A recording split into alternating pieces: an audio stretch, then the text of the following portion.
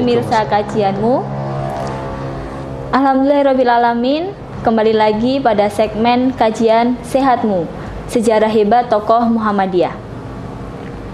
Pada kali ini kita ditemani oleh the one and only di Magelang, pemerhati sejarah kita. Beliau Bapak Nasiruddin. Apa kabar Bapak? Alhamdulillahirrabbilalamin, ya, sehat walafiat. Alhamdulillah. Meskipun di bulan puasa, tapi kita harus tetap produktif. Pada kesempatan kali ini kita akan kembali berbincang berkaitan dengan tokoh hebat Muhammadiyah gitu ya. Pada segmen ini, yang terkhusus pada segmen ini kita akan membahas atau kita akan berbincang bersama Bapak Nasiruddin tentang Bapak Abdul Malik Fajar. Leres Ustadz? Betul. Abdul Malik Fajar. Abdul Malik Fajar. Yang dikenal sebagai seorang reformasi pendidikan. Ya, mereformasi pendidikan Islam khususnya, tapi juga pendidikan secara umum. Pendidikan secara umum. Nanti kita akan tanya-tanya lebih detail lagi berkaitan tentang Bapak Abdul Malik Fajar ini kepada Bapak Nasiruddin. Yang pertama, mungkin bisa diceritakan dulu Ustadz, sebenarnya Bapak Malik Fajar ini dulunya itu orang mana? Karena ternyata ketika menemui mahasiswa di Malang, ternyata beliau mengatakan bahwa beliau adalah orang Muntilan, Nah, betul. Mungkin itu cukup menarik karena kita sekarang tinggal di Magelang, Ustadz. Nah, mungkin bisa diceritakan saja, Ustadz. Ya, Pak Malik Fajar itu kan putra nomor 4 dari Pak Fajar Martodipuro. Itu Pak Fajar itu asli dari Ndeangan, Mertoidan. Ya. Dan kakeknya juga dari situ, dan dulu kolon menjadi lurah yang tua dulu di situ. Tapi ibu Pak Malik Fajar itu memang dari Jogja, dari kalangan ningrat. Dan Pak Malik Fajar itu ketika kecil SD atau SR pada waktu itu, sekolah rakyat itu memang di Ndeangan. SMP-nya pada waktu itu beliau memilih PGA, pendidikan guru agama pertama itu di yang sekarang menjadi Man Karet Magelang. Oh, di kota Magelang nih kok. Di kota Magelang. Dan beliau kemudian melanjutkan ke PGA atas di Jogja, dan kemudian setelah itu beliau menjadi gurunya di Sumbawa sana, di Taliwang. Guru agama di sekolah rakyat di Taliwang. Dan kemudian istri beliau memang dari Muntilan itu.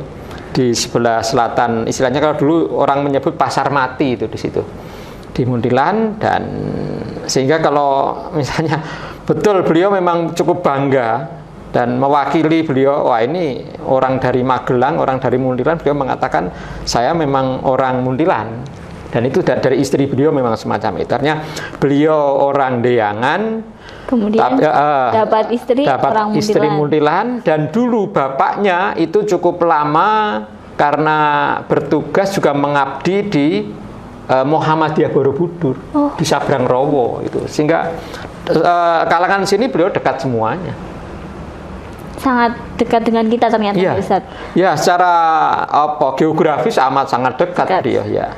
Kalau berkaitan tentang tadi kan Ustadz menyampaikan ternyata ayahnya dari Bapak Malik Fajar ini juga sangat terkenal mungkin ya, atau punya peran di Borobudur juga, Ustadz. Oh iya, beliau yang memang ditugaskan, beliau kan lulusan dari Mu'alimin Muhammadiyah Jogja sini. Terus ya menikah dengan orang Jogja itu, dan beliau kemudian ditugaskan oleh Muhammadiyah untuk mengabdikan diri, dan beliau kemudian mengabdikan dirinya di Jogja dan di Magelang sini. Nah, di Magelang itu pada tahun 30-an itu kan yang amal usaha Muhammadiyah yang cukup tampak kan baru, kalau tidak di Muntilan, di Borobudur. Nah, beliau kemudian berkhidmat di Borobudur itu ikut dengan Mbah Hanat di Sabrang Rowo itu, sehingga orang-orang Brang Rowo ya tahu sekali siapa itu Pak Fajar. Nah, salah satu putra beliau adalah Pak Malik Fajar itu. Ternyata sangat dekat dengan kita. Ya. Tapi sayangnya pada saat itu kita belum lahir juga. Nah, mungkin belum tahu juga. Belum tahu juga. Artinya beliau memang berada di Malang, lebih lama di sana, di Jakarta, di Jogja. Beliau punya ya banyak tempat ya. Banyak peran, banyak kiprah. Ya, banyak sekali peran beliau. Oke. Itu jadi ternyata Bapak Malik Fajar ini ada darah dari Magelang dan kebetulan Al-Qadarullah juga istrinya orang Muntilan. Dan beliau selalu menyampaikan bahwa dia adalah orang Muntilan. Jadi bangga menjadi orang Muntilan. Nah, mungkin yang selanjutnya, kan beliau itu ternyata pernah menjadi rektor ya Ustadz di 2 tempat sekaligus. Nah, itu bagaimana beliau bisa menjadi rektor di 2 tempat sekaligus dan mungkin bagaimana strateginya dan betapa ini ternyata kepribadian beliau ini sampai 2 kepercayaan yang cukup besar Ustadz ya. Ya, beliau itu memang merintis karirnya lewat Malang. Beliau S1-nya di Malang, S2-nya di Amerika. Nah, kemudian beliau merintis menjadi dekan di Malang. Dekan di Malang, akhirnya kemudian dipercaya oleh Muhammadiyah menjadi rektor di Universitas Muhammadiyah Malang. Nah, ketika bagus di Malang bagus sekali. Nah, kebetulan di UMS itu kemudian membutuhkan rektor. Akhirnya oleh pimpinan pusat, beliau yang sudah tampak berhasil semacam itu diminta untuk double itu. Jadi 2 perguruan tinggi Muhammadiyah yang hebat, beliau yang menjadi rektornya. Nah, yang lebih lama memang beliau di Malang. Kalau di Solo itu ya penguat dan penggiat kaitannya dengan semacam itu, sehingga dulu sewaktu ada teman saya menjadi mahasiswa S2 di UMS juga, Pak Malik itu hanya punya 2 hari untuk konsultasi untuk apapun sewaktu ada di Solo. Karena hari yang lainnya beliau di Malang dan juga di tempat-tempat yang lain semacam itu. Dan itu menurut saya pemahaman bahwa beliau orang yang memang energetik dan beliau dimanapun tempatnya beliau memang bergerak dan menggerakkan orang, itu muharik istilahnya semacam itu. Menarik ya. Nah, kalau yang selanjutnya, karena kan beliau ini menjadi rektor di 2 tempat sekaligus. Nah, itu apakah memang sedari kecilnya itu beliau sudah memiliki semacam visi bahwa dia mungkin akan menjadi rektor atau kemudian akan berurusan di mana, atau ya menjalani hidup dan kebetulan saja Ustadz?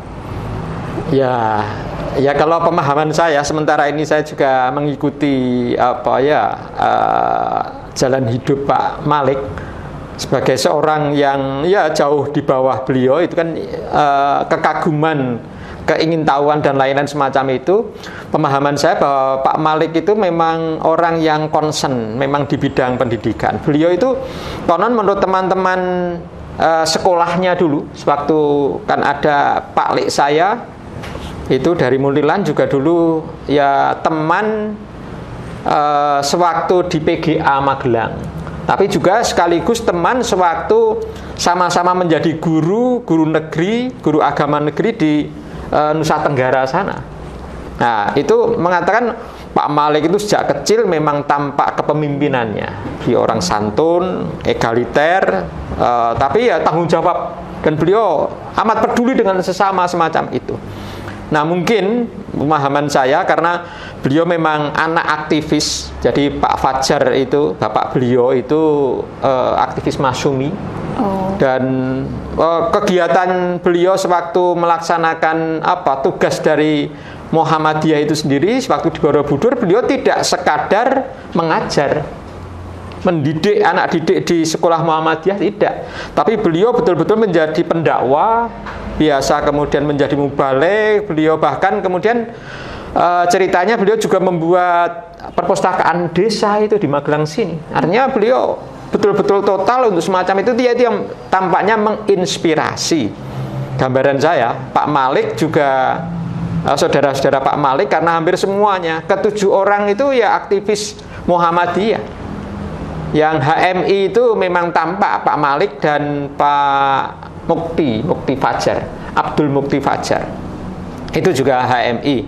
Sementara kakaknya yang Abdul Ghaffar itu aktivis Muhammadiyah di Kota Magelang. Adiknya lagi yang bungsu itu kan Pak Abdullah Fajar.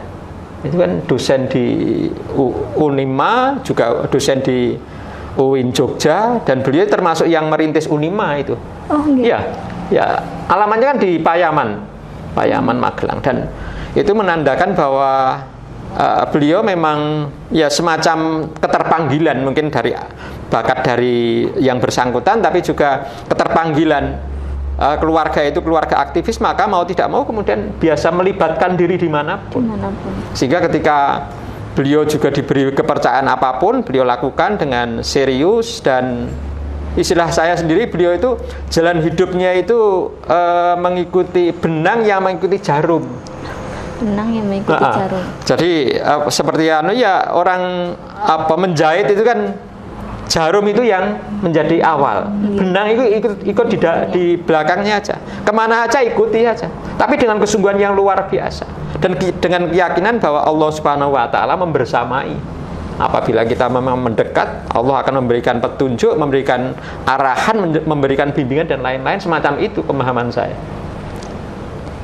Ternyata bukan direncanakan, tapi beliau kuncinya hanya bersungguh-sungguh tadi ya Ustadz. Iya. Menjalani setiap hal dengan sungguh-sungguh. Betul. Dan itu tadi benang yang mengikuti jarumnya. Iya. Menarik. Okay. Kemudian yang ini kan tadi di awal itu kan saya sampaikan bahwa beliau itu ternyata menjadi penggerak reformasi pendidikan Ustadz. Betul. Nah itu mungkin kalau tadi sudah kita berbicara tentang bagaimana peran beliau menjadi rektor di Universitas Muhammadiyah. Nah mungkin peran secara nasionalnya dari Bapak Abdul Malik Fajar ini seperti apa Ustadz?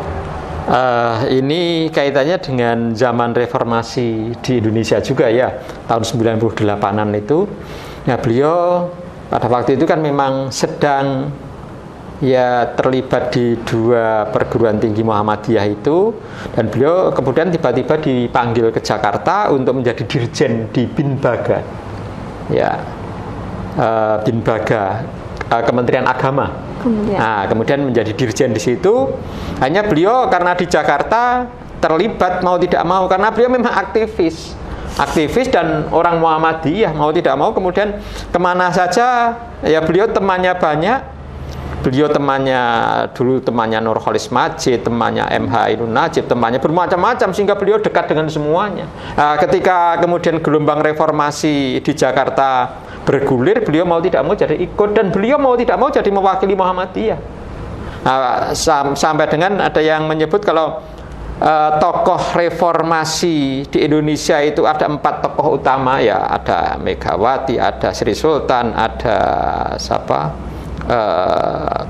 Hanya empat itu. Kemudian ini tokoh yang kelas yang kedua itu ya ada Nurholis Majid, ada MH Ainun Najib, termasuk ini Pak Malik, ya Abdul Malik Fajar ini, sehingga beliau mau tidak mau ikut serta. Nah, ketika semacam itu sampai dengan beliau akhirnya mau tidak mau ikut dalam ya bursa pemilihan, termasuk ketika presiden berganti menjadi Habibie, beliau kemudian dipercaya menjadi Menteri Agama.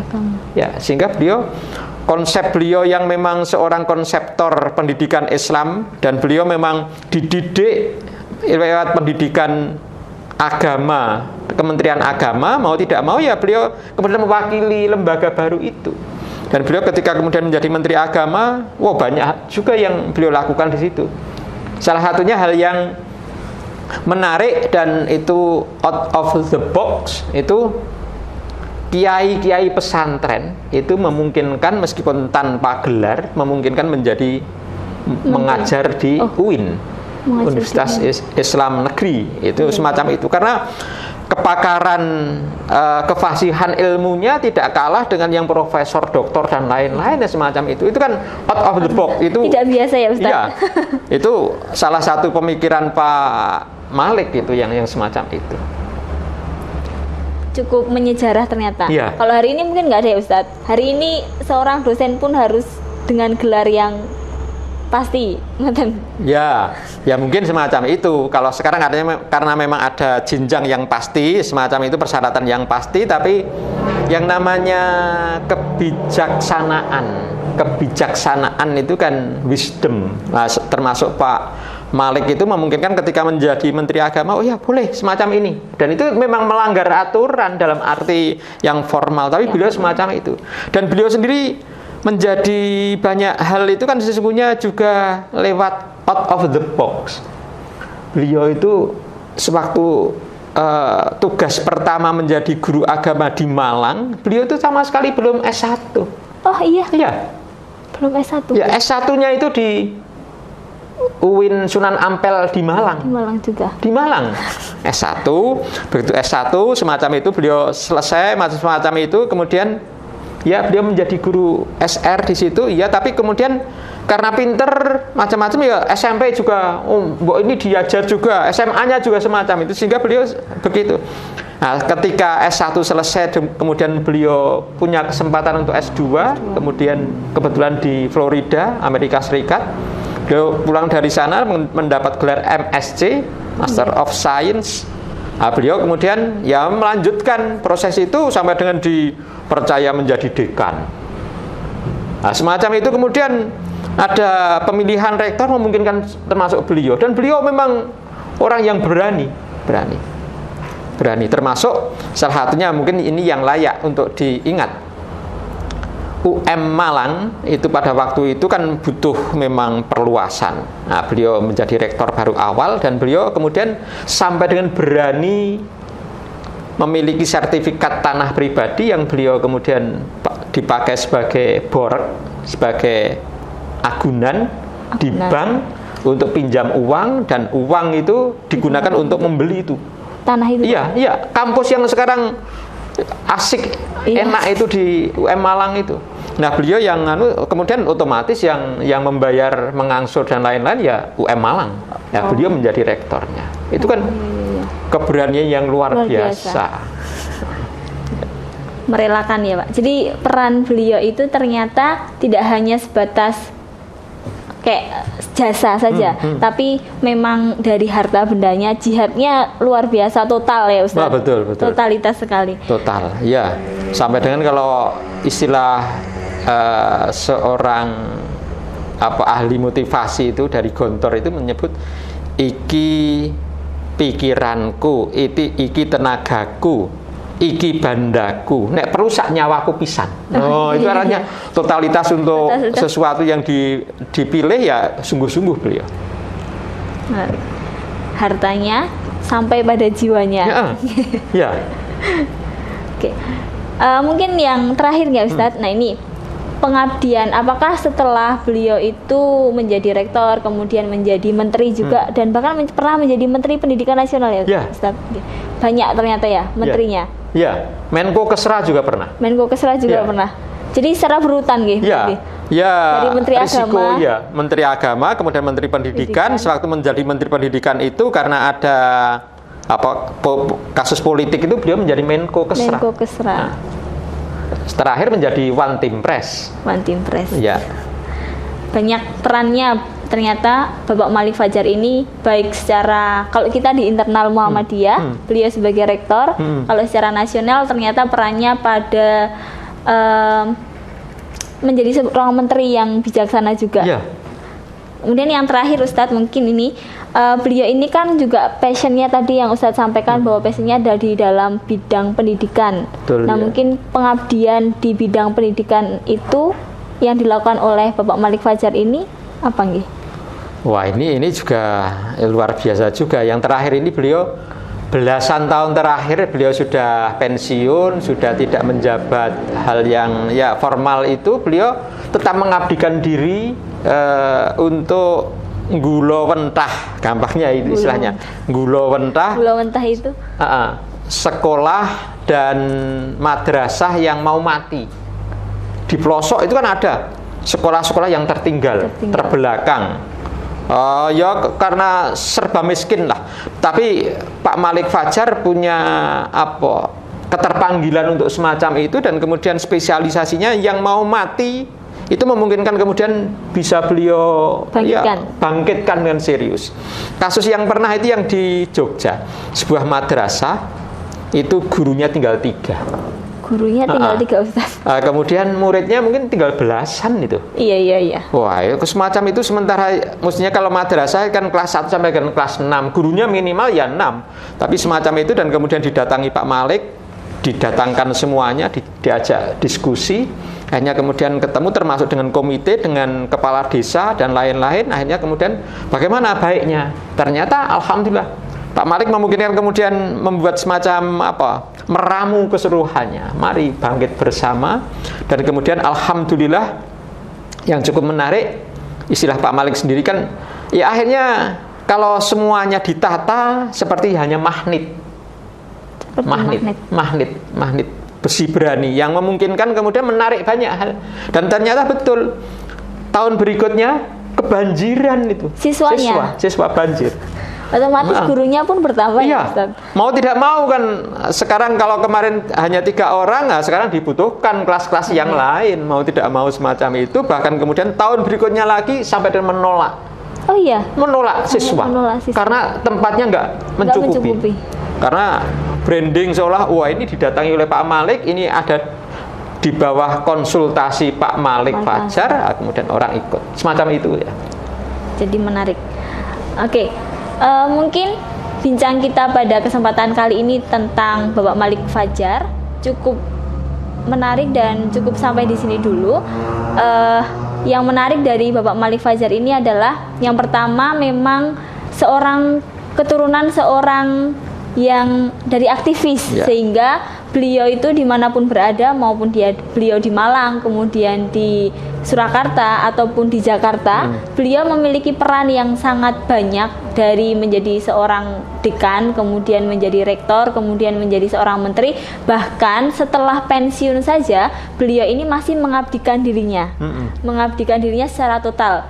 Kalau hari ini mungkin sebagai seorang aktivis itu kita juga harus mencontoh beliau. Jadi berjuang itu tidak hanya dengan diri kita, tapi juga dengan sepenuh jiwa kita, dengan sepenuh harta yang mungkin bisa kita berikan saat kita berjuang itu, sehingga kita benar-benar akan mendapatkan hasil yang maksimal. Dan hasil itu yang pasti bukan untuk diri pribadi, tapi hasil itu diperuntukkan untuk masyarakat luas. Nah, mungkin itu saja. Mungkin ada closing statement, Ustaz. Pak Malik itu orang yang egaliter, dan beliau itu minta maaf ini, beliau itu perokok berat. Orang Muhammadiyah tapi perokok berat. Satu ketika di bandara ada Pak Hasyim Muzadi, ketua PBNU, ketemu Pak Malik Fajar sedang merokok di bandara itu, di pojok itu sedang merokok. Ayo Pak Malik, kamu orang Muhammadiyah mengapa merokok? Nah, beliau juga pinter. Loh, saya sedang di NU sekarang. Karena orang-orang NU kan boleh merokok semacam itu. Loh, nah terus kalau kamu nanti Pak Malik nanti selesai menghisap rokok, ya kembali ke Muhammadiyah. Nah, semacam itu. Artinya beliau memang egaliter dan biasa semacam itu, dekat dengan siapapun, dan itu mungkin semacam individualitasnya memang tinggi dan bagus sekali ya. Saya pikir semacam itu ya. Terima kasih. Sampai jumpa kembali pada segmen kajian sehatmu yang lain dengan bincang tokoh-tokoh hebat yang lainnya, yang pasti nanti akan ditemani oleh pemerhati sejarah kita ya, karena satu-satunya di Magelang, dan mungkin beliau pun pada saatnya nanti akan menjadi tokoh sejarah yang hebat juga. Itu saja. Terima kasih banyak. Albiru manitaqo. Assalamualaikum warahmatullahi wabarakatuh. Waalaikumsalam warahmatullahi wabarakatuh.